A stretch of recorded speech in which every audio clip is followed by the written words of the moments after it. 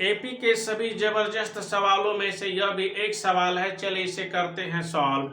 Question दिख गया होगा। ये है, यदि an समांतर श्रेणी का 3, 8, 13, 18 का nवां पद है तो हमें ये देखिए 25वां पद में 10वां पद घटाना है। इसके लिए आप लोग को क्या करना पड़ेगा? सबसे पहले तो हमें पहला पद निकालना पड़ेगा। अरे बाबू, पहला पद पता है ना? ये पहला पद है कितना? पहला पद 3 है। अरे बाबू, जो शुरू में है तो वही तो पहला पद होगा। और डी ना दूसरा में पहला घटाइए, या फिर तीसरा में दूसरा घटाइए, नहीं तो चौथा में तीसरा घटाइए। किसी क्रमशः दो पदों के बीच के अंतर को ही हम लोग क्या कहते हैं? सर्वांतर कहते हैं, डी कहते हैं।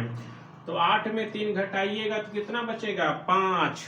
अब आपको ये जो दिख रहा है 25वां में 10वां घटाना पड़ेगा। ए 25 में ए 10 बाद कीजिए तो 25वां पद को क्या बोलना? ए प्लस 24d।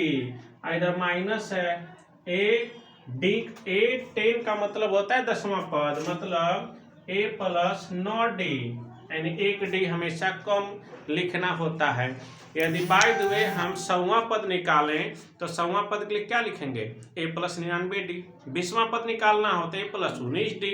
10वां पद लिखना हो तो बताइए ए प्लस 9d। अब पारी इसका वैल्यू रिप्लेस करने का, ए की जगह पर 3, इधर 24, डी की जगह कितना?